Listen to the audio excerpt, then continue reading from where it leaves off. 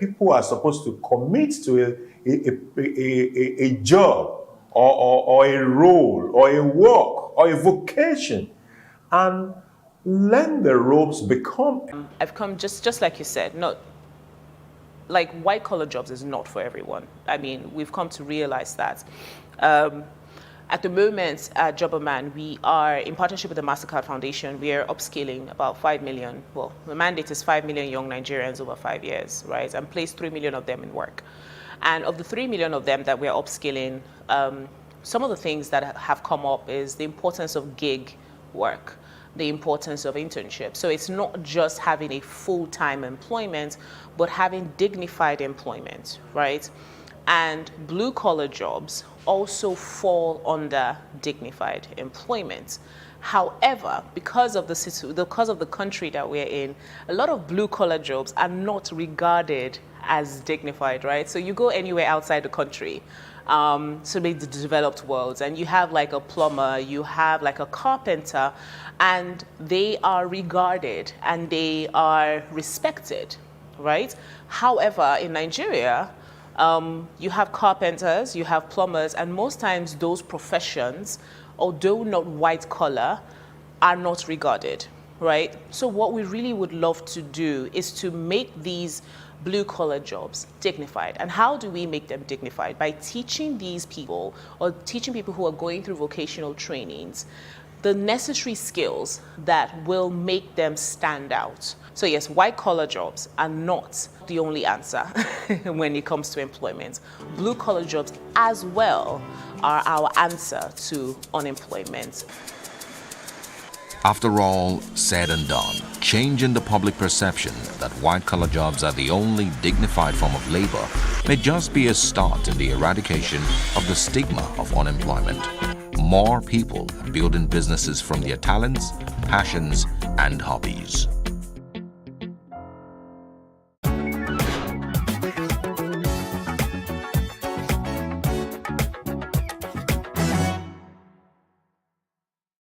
My name is Adarifat Udo.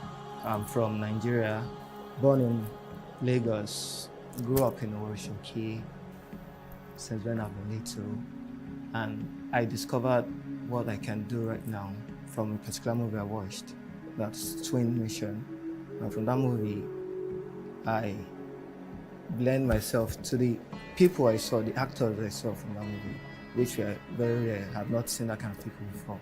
So from there, I started, it was like, they were doing some kind of move. And at that moment, while they were doing it, I said I should try this. I've never seen something like this before. And at that very moment, as I tried it, I did it.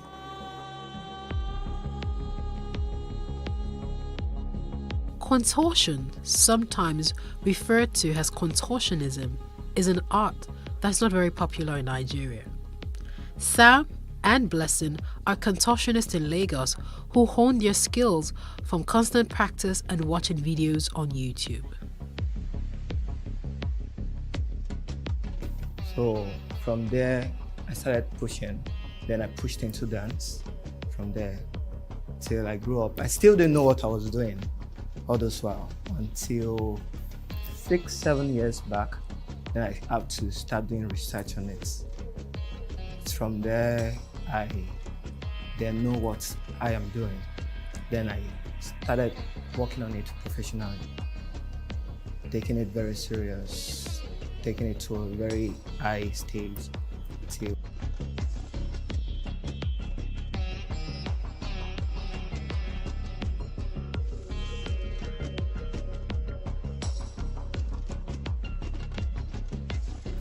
from what I've been doing from time come to now, I've been watching videos on YouTube and other ways I can actually learn from.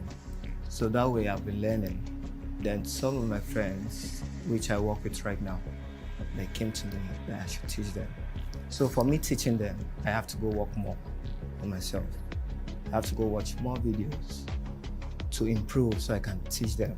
So that way I've been learning by myself until when 2019, that was when I went for a yoga class, a yoga school, and I got satisfied from being a yoga teacher.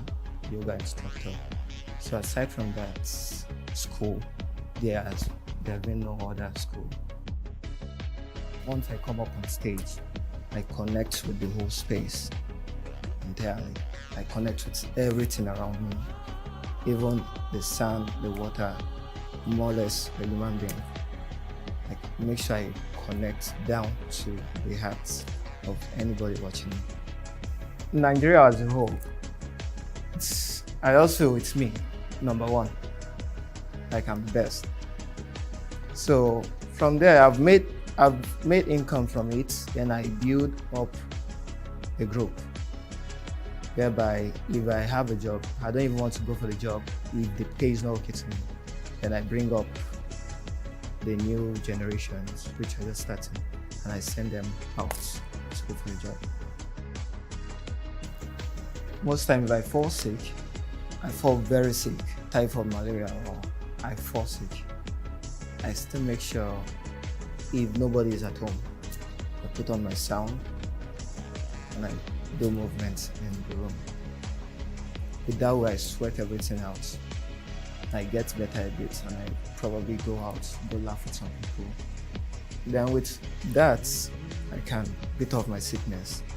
Or if I have a job, I'm falling sick and I just hear about the job, I'll make sure, if they are paying me or not, I just make sure I go for the job, hit up the stage, connect with people. So that way, me connecting with people, I'm dragging more energy. So that one builds me up again. And if I'm sick at that moment, I don't get sick again. Or if I should have a particular injury, like presently I'm having an injury, which I'm not supposed to do anything at all. But when it comes to me performing, because I don't see myself as an entertainer, I don't entertain. I perform, I do act with my homework. But most contortionists, they want to entertain, they just want to make sure you say wow to what they are doing. But me, once I come up on stage, I don't even want to hear any noise. I just want a quiet space. I do my thing, then at the end, you can give me whatever comments you want to give me. Actually, I've not broken any bone before. Just normally I dislocate my joints. So all I've been doing is dislocation. So the injury I can just get is from muscles. When I strain a muscle, like I go extremely out of the act. So I've only had just two. The first one was my shoulder, and the second one is the knee, which I'm having now. Because that's why I say when I'm on stage, the space I'm in, it can put so much energy in me, and I even want to take off my hand or take my head off my body. So if I'm performing and the stage where I'm at, the energy I'm picking from that stage is building me up. I want to do something very, very, very crazy, which I've not even practiced before. So it's more like I'm going into the spirit realm, into somewhere else that is just blank. And I just do things extremely out of that. The most extreme I've done was twisting my neck to the back. Then I do this triple fold. That's the back bend. You have to triple fold. You fold like twice with your back bend. But I have to stop doing that because I've seen too many people doing it, and I want to create my own style. I don't want to come up on stage and I do something and they'll be like, this one can do it. This one can do it. Because it's still the same transition you use and going into it. So I want to do something that the transition, you barely see it around. If you watch multiple videos, you hardly see it. It's very rare to see. So that's why I have to cut off some moves from what I do. Like I do a whole lot of moves before to make sure I entertain people, like then way back. Then when I had to now start noticing myself, what I can do, how more I can reach out with my skills, then I have to just cut out some moves and start working on my own moves, creating my own tunes for myself.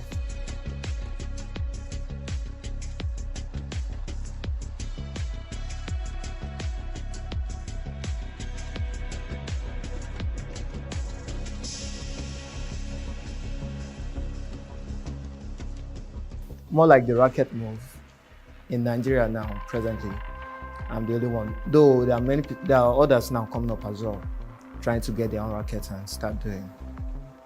And some of them will still come up to me and like teach me this particular move, and I will still teach them. So there will still be a time whereby if I see that okay, they have gotten it up to that level, I know I'll drop that and move into another one. So because they've gotten the neck twist to the level I know, hey, I can't go again, I can't go any further than that. I had to leave it for them. So it's only when I have this kind of audience, like if I have a performance for a particular program and they'll ask me to perform like 5 different times for one event, and I can't come up with another move for the next performance. I can't come up with another move for the third one, the fourth one. So that's how I just break down my moves. Then probably the last performance, that's where I can come up with the neck twist. And I have to work out for it. I can't just go up on stage and just twist my neck. So I have to do a 1 week neck stretch to stretch the muscle on my neck for 1 week straight. Then when I appear on stage, I'm ready to just twist it out. The goal for me is to build more like a circus in Nigeria. Bring that to Nigeria. There are people doing it, but it's not really like circus. It's just more like a show. They just do it and they call it a circus show. And circus show is not supposed to be something you just do once in a year. It's supposed to be something you do like every weekend in the year. So what I'm looking at from 5 to 10 years from now is that I bring circus into Nigeria.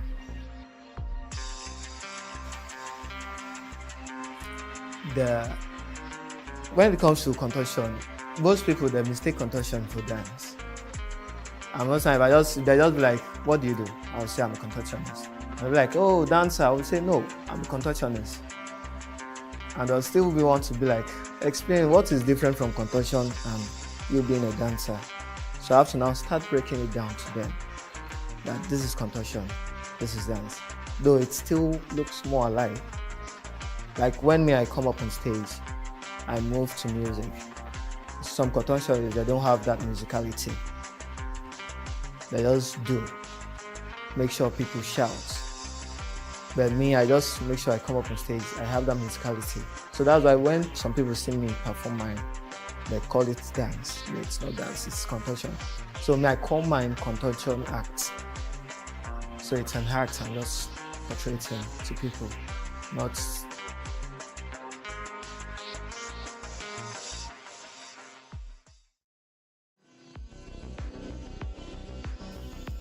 Before I met Blessing, I've just known 6-7 contortionists. Before I met Blessing, I've known just 6-7 contortionists, which I've worked with. And I didn't work with all of them. I met a few of them in a competition, whereby if they see me, they just see that somewhere I've come, they will even want to leave the competition for me. But I'll be like, "Oh, what is it? Is it not the same thing we're doing?" But they see me and they will still want to run away from me. Same thing to Blessing. We met at one show. Then from that show, I saw her. She was the first female contortionist I've seen. Like, I've traveled Nigeria, I've seen contortionists, but she was the first one I've seen that was different from other females.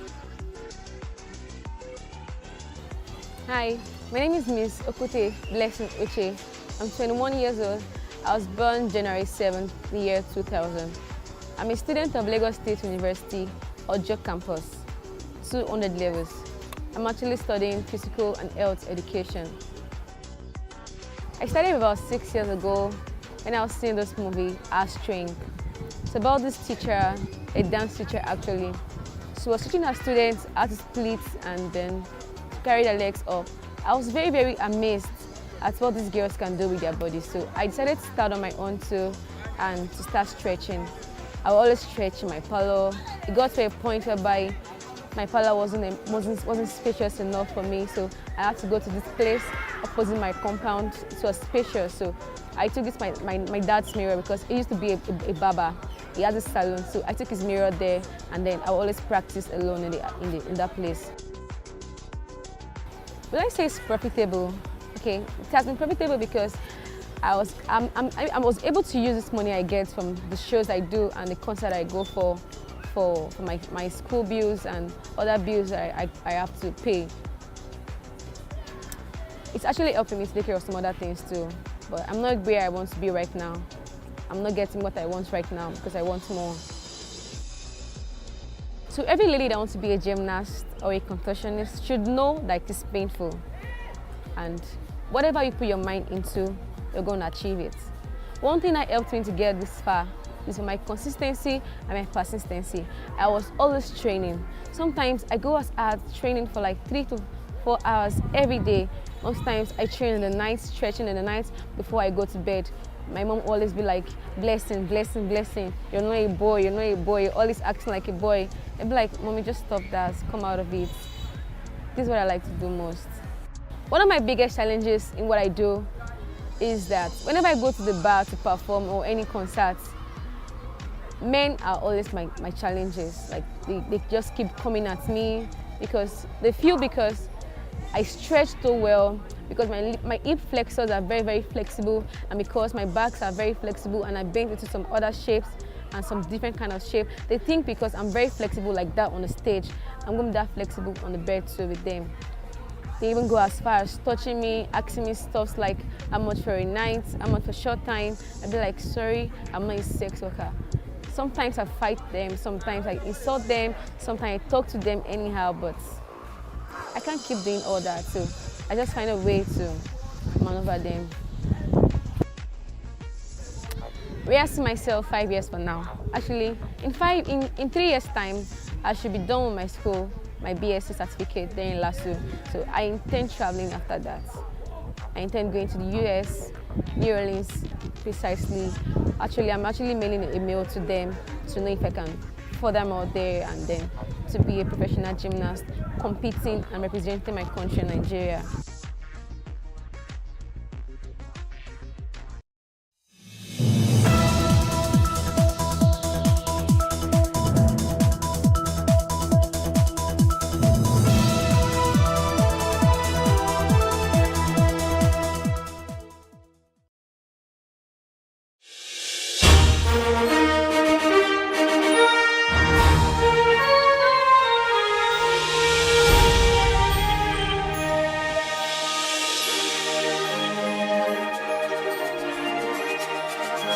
Welcome to The Advocate, the program that keeps you educated and informed on current events around you.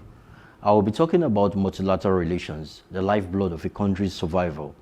Victor Onyekere will be discussing about NYC at 50, and Stephen Agiode will be giving us lessons from Sudan as usual. Expect interesting conversations. We will be back after this break. Multilateral relations, the lifeblood of a country's survival. Adolf Hitler once said, when diplomacy ends, war begins. On the other hand, Fareed Zakaria, CNN international correspondent, said, foreign policy is a matter of costs and benefits, not theology. Nigeria has always been a prominent figure in African politics, forming alliances with various countries and international organizations to promote peace and stability in the continent. However, the ongoing crisis in Sudan has revealed the need for Nigeria to strengthen its multilateral relationships to better protect its citizens in diaspora. Many Nigerians are currently stuck in Sudan, facing various challenges such as lack of access to basic necessities like food, shelter, and healthcare. Unfortunately, Nigerians' efforts to bring its citizens back home have been slowed down by diplomatic difficulties and bureaucracies. To address this issue, Nigeria needs to strengthen the diplomatic image in Africa by working more closely with African Union, and the United Nations to ensure the safety of Nigerians abroad. Inclusivity and progressivism should be prioritized in their approach to foreign policy, much like the new British monarch, King Charles III, focused on strategies that promote selfless service, growth and prosperity for all. This will foster unity and development between African states. Foreign policies and ethics are integral to a country's survival in international system, and Nigeria needs to put its best foot forward to achieve this. The recent example of the peaceful fight between ambassadors of Russia and Ukraine in Turkey during a peace negotiation highlights the importance of diplomacy and the need for mutual respect between countries. In conclusion, Nigeria needs to strengthen its multilateral relationships with other countries and international organizations to protect its citizens in diaspora. Through a focus on inclusivity and progressivism, Nigeria can foster unity and development between African states by prioritizing diplomacy and mutual respect. Countries can achieve a peaceful and stable international system benefiting all.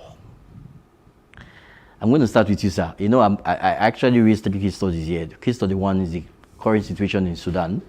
But before we talk about Sudan, let's just quickly say something about the new British monarch. Just something nice. You know, for the past 70 years, of course, Queen Elizabeth reigned after her father. The father tried to take UK out of depression following the Second World War, right? And then Queen Elizabeth came on board as young queen now, and she presided over League of Nations, including Commonwealth, you know, trying to foster prosperity. And then her son, King Charles III, is emphasizing selfless service for all. Selfless service and inclusivity. That's the only way the monarch can be sustained as influential in this. So I just want to hear one thought from you, and then Victor will delve into other issue. Well, the royalty in England has played a big role in the Commonwealth when we are talking about diplomacy and ability to impact nations. Many Nigerians have taken advantage of Commonwealth scholarships and all that. We have benefited a lot from that. And indeed, sometimes in the economic sphere, it has been useful for us and all that. We come from the background of the fact that they were colonial rulers. He was good there. And but then we have evolved over time into becoming partners. The situation is really unlike the one you have with the French and assimilation, where some will say that when the French left, they left colonies. They didn't live independent states. I mean, you have countries without central banks virtually. They rely on France to dictate the value of their currency. Sure, yeah. But with Britain, we have virtually become partners. We have evolved to the extent that the constitution we run today is not even the one they left for us. We use the American constitution to show the extent of our independence. In 1963, we left the jurisdiction of the Privy Council, so we became fully independent.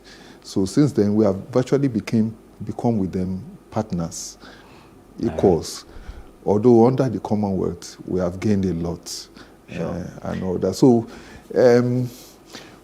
it's a point to say to the British, congratulations. Okay. And congratulations to the British. On the coming into being of a new monarch. King and a new era. To hope that it will usher in a greater period of cooperation between Nigeria and Britain. Okay, Victor, your thoughts?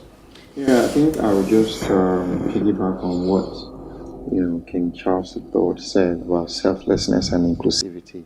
I think it's very important because when you look at it, it's that word selflessness is something that we're very akin to in Nigeria, and I think that if leaders, right, can emulate that certain virtue, which is serving, knowing that when you are in any position of leadership, right, is actually the position to serve people.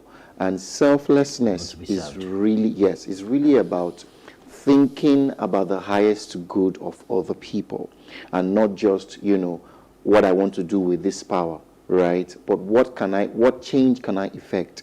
Where can I take the people to? How can I make things easier, better, more progressive for the people? And then also inclusivity is also very important. We must now shun, like Stephen said, right?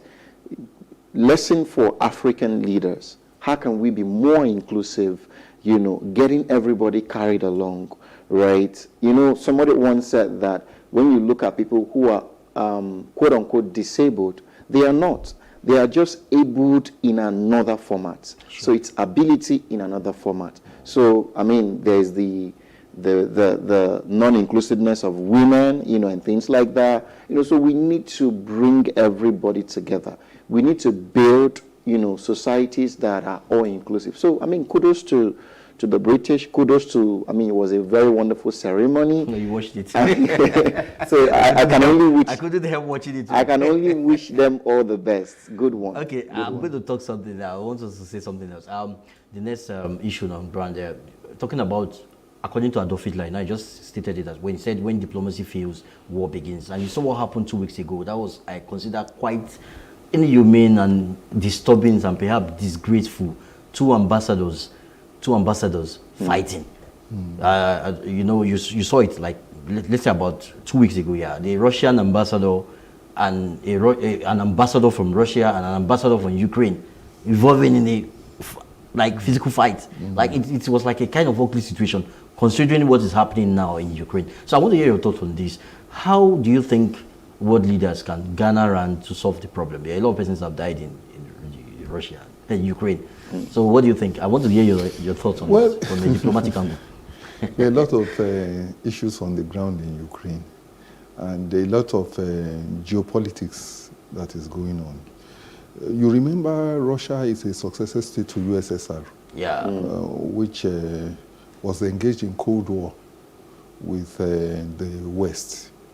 What we are seeing, it's an evolution of that, what was going on at that time. Putin is trying to restore the Russian state as it was.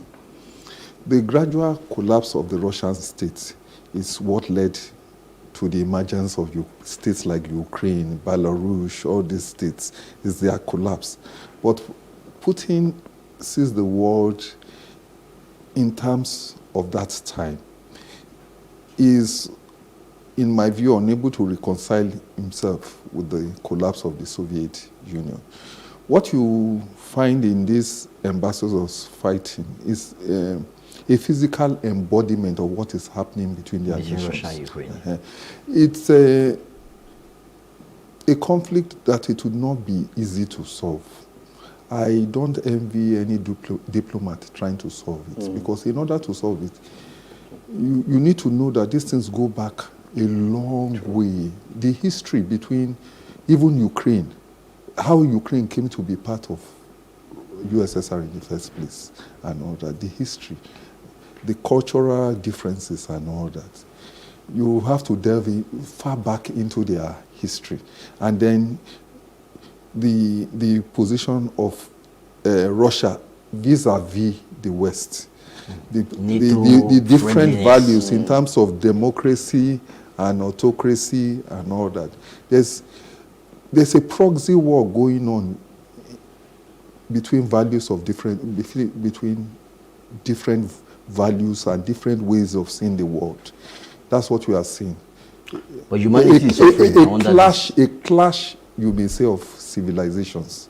Humanity is suffering, despite the views, theologies, philosophy, whatever. Humanity is suffering. How do we help humanity? Well, the truth is that when war has been part of the existence of humanity, I pray that there can be a truce in the conflict between them.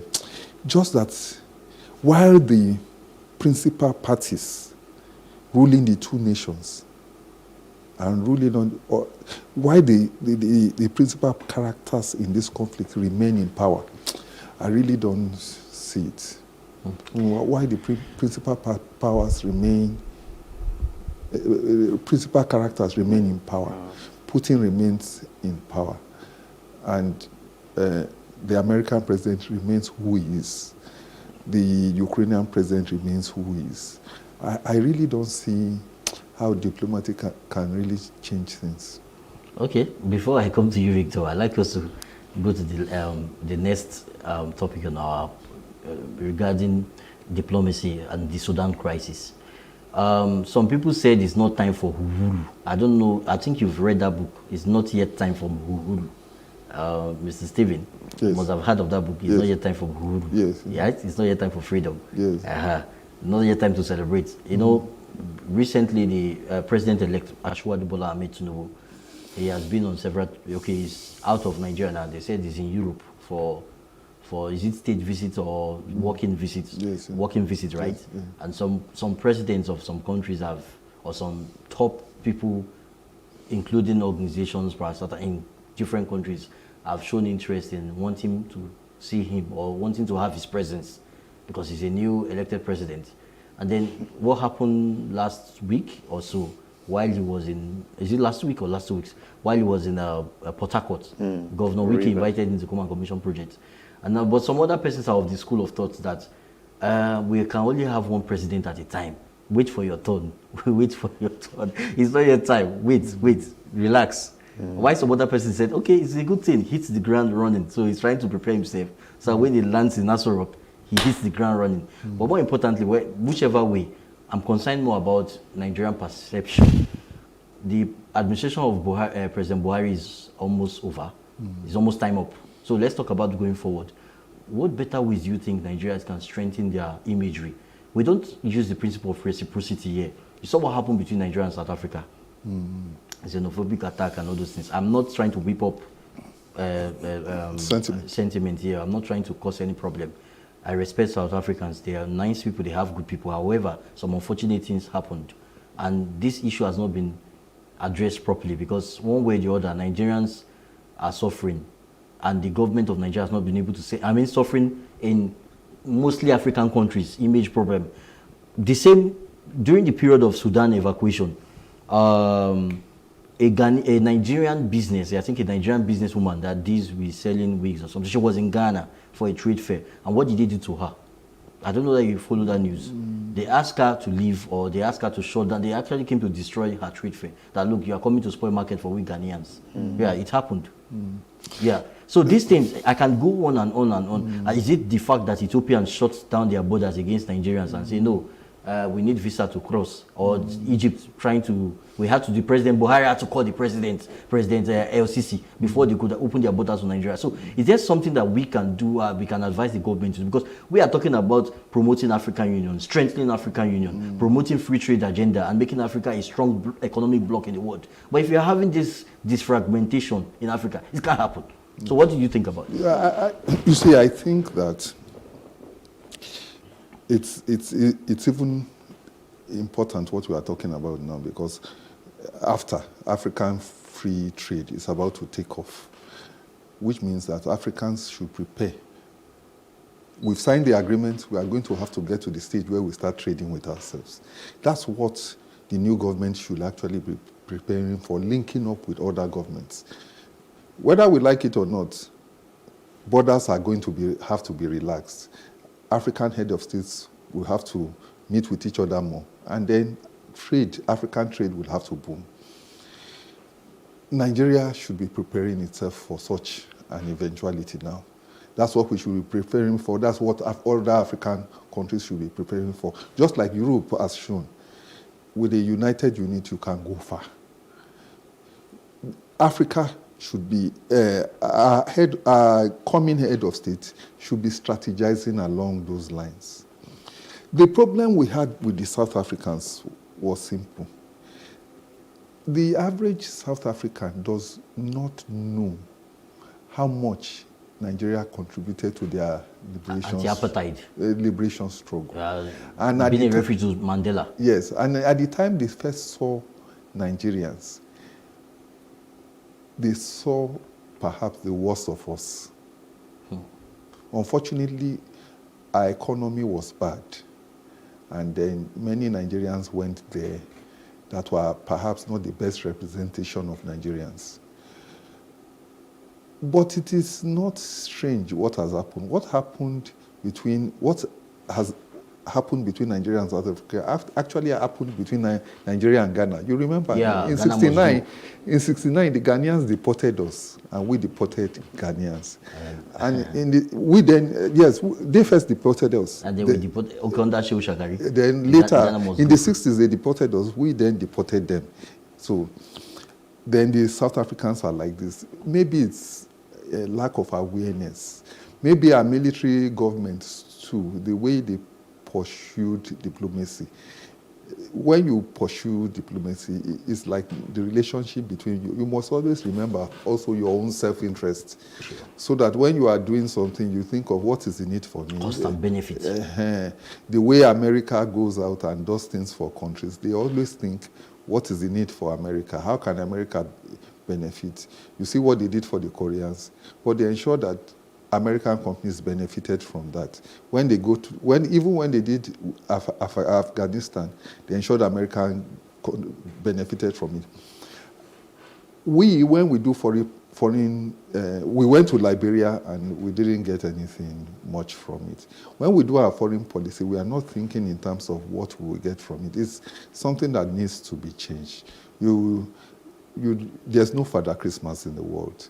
Just like an individual, you can't just be giving people things and without thinking of what you get from it. It's a basic concept in international relations. We need, with South Africans, to forget what is happening at the moment. We need to forget and forgive because it happens between nations. What we need to do is, how do we start a new relationship with them in which we show that we can trade together and these two countries can partner to raise the profile of Africa. Sure. Because these are the two powerhouses of Africa today. You know, it's quite unfortunate that Obasanjo contributed to his peace deal in Ethiopia. Mm-hmm. He was the one that actually chairman on behalf of the African Union and ending 2 years civil war in Tigray region versus Ethiopian government to a halt. Mm-hmm. Then Obasanjo is the former president of Nigeria, and then Nigerians were fleeing a war in Sudan to Ethiopia, and this same Ethiopian government shot their doors against Nigeria. That's quite funny. I know you want to say something, Victor, as we round up. Well, I mean, as we wrap up, it also piggybacks back to, what I said earlier, which is really about, you mentioned something around African Union. If we're trying to build a lot of solid ties, we're trying to build something that will be transgenerational. Because if we just assume that we'll be here forever, right, you would not be, you're going to play the ball is going to pass to you, you will play in your own time, and at some point you won't be able to play. What legacies are we leaving behind? Why should I even require a visa to go to any African country? Why are we doing this to ourselves? And you go to the UK, you just wake up and you travel to the next neighboring country. Scotland. Do you understand? But you can't even try. You can't do free trade that way. But the thing is, we also need to, I think something is wrong with us internally. And it's this thing that's also happening with, when you come down to Nigeria, where, this is not even being tribalistic. It's certain, the Igbos are not united. That's just, is a strong, but that's the thing, right? So there's also this thing of, you are Yoruba, but you are a foreign Yoruba, I'm a deeper Yoruba, all of these things. So if Africa must come together, exactly, we must begin to see ourselves as one. I should wake up and pack my bags and go to Ethiopia without having to worry about anything. And Ethiopia should be able to come to Nigeria. We should begin to, I don't know if you watched that video that's been trending on Twitter, but I forgot, I think the president of Kenya, he was talking, he was talking about the fact that they treated us like kids, put us into a bus, he was trending. Okay. Yes, he was trending, so I want to censor some things he said, but it was really profound. But again, he piggybacked to the fact that even amongst ourselves, we don't value ourselves. Oh, I get. We don't carry ourselves with dignity. So in a way, I mean, the colonization happened many years ago. Exactly. But somehow there's still a mental slavery. We are even worse off to ourselves. Exactly, exactly. So I'll wrap up with this. It's almost like that king, right? That king that wanted to forgive debtors. So he sent for his, servants, get me the debtors, book list. And say, you know what? I forgive every one of you that's owed me so much money. And a certain man was owing the king the largest sum of money. He was forgiving that debt. Guess what? The man stepped out, right, and went to grab the truth of somebody that is within his environment that is owing him just 1/10 of that bigger debt that the king forgave him, for. And so he couldn't forgive that small. The thing he heard about it, the king got angry and threw that man in jail. So it's this thing of within ourselves, we don't look after ourselves. We don't see ourselves as valuable. So how are, those that are not of the African descendant, how would they see us as valuable? It's a deep call of reflection for us. Yes. We need to start seeing ourselves differently. We need to start seeing ourselves of high value. Let's put up a solid front. African Union, we must be solid. Put up a solid front such that when these guys come in, right, we can say, oh, this is how we want to do things. We are united. But when you say, let me go to Ghana to do this, and say, no, don't worry anyway, I will go to Nigeria, they will accept. So you see, so when you say, oh no, these guys are united. So if you try to enter through Ghana, it doesn't work. You go through Ethiopia, you're not going to work. Oh, we've given you one voice. We are united on this matter. Exactly. But when you say, oh, Ethiopian president is saying no, let me go to Liberia, let me go to Senegal, they will say yes. There's no united front. We need to have that united front. That's what I'm advocating for today. That's very good. That's fair. That's fair. Thank you very much for your input, gentlemen. Victor Onyekere is next after the break. True Nigerians, Heroes of Our Time, a program where we celebrate Nigerians as a people and Nigeria as a country. It's uniquely different from every other TV program. Why? Because it's a celebration of Nigerians, both at home and in diaspora, who have achieved in their various fields. A celebration of patriotism, hard work, role models. It's all about Nigerians as a people and Nigeria as a country. My name is Zaki Adze. Join me every Thursday, 9 p.m. and a repeat broadcast every Sunday, 12:30 p.m. on this station to celebrate true Nigerians, heroes of our time. NYC at 50. Many social media platforms have been flooded with image memories from people who have successfully passed through the National Youth Service Corps program in commemoration of NYC at 50 years. Amidst the different images from people, brought back, some nostalgia. Many people shared their NYC experience. There are several key lessons to draw from these experiences, and if we're to make progressive headway with the NYC program, we must go back to the drawing board. The NYC program was created on the 22nd of May, 1973, as an avenue for the reconciliation, reconstruction, and rebuilding of the nation after the Civil War. It was established based on the Decree number 24, which stated that the scheme was created with a view to the proper encouragement and development of common ties among the youths of Nigeria, and of course, the promotion of national unity. Some years ago, there had been a movement to scrap the NYC program, and it had more negative impact than the intended positive impact for which it was originally designed in 1973. It stems from the fact that many young people wasted 11 months of their lives sitting in a remote village where they were literally incapacitated. If we think about it deeply, we all know that the NYC program needs a lot of facelift. I personally do not hold the opinion that it should be scrapped, but we can do so much to revamping it into something much better.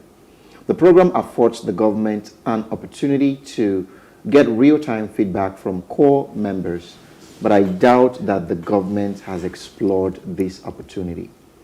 These feedbacks will become the necessary tool to rebuilding and restructuring the NYSC program. The program also reveals how much broken our educational system is. There is very low premium on education. There's also the issue of, national safety and national security, which has always been there. I strongly believe that the NYSC program is a massive opportunity for cultural awareness and integration across board. People shouldn't have to influence their deployment and posting, but it's happening till this very day. We won't pretend that we don't mostly know why people influence their deployment. There's a lot of untapped potential with the NYSC program. And I am especially calling on the government this very minute to invite relevant key stakeholders to take another critical look into the program. So I'm going to start with Elijah. You served, during the National Youth Service Corps program, right? What was the experience for you? I served in 2017, 2018. Awesome. August 2017 to July 2018 in Anambra, specifically Onitsha. Well, aside from the nice food, ofaku and rice, I don't joke with that. Yeah, aside from that's the like nice cultural food, integration, right? Cultural there. integration. Yeah. I am able to go and test my Igbo understanding. Actually, I understand Igbo language to a very good extent, and I can write to a very good extent.